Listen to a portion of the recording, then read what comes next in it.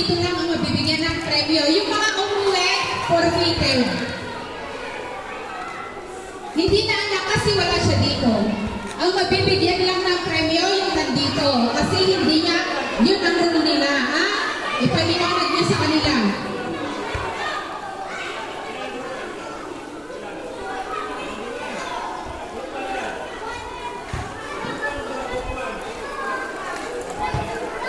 Sino tadainan natin yung group 1? Parent na lang ang hahawak dito sa premyo at kayo ang magdi-divide sa mga bata.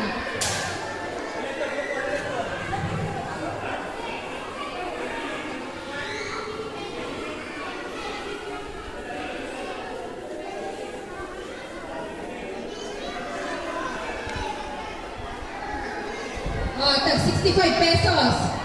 Oh, alam, ginagan na to.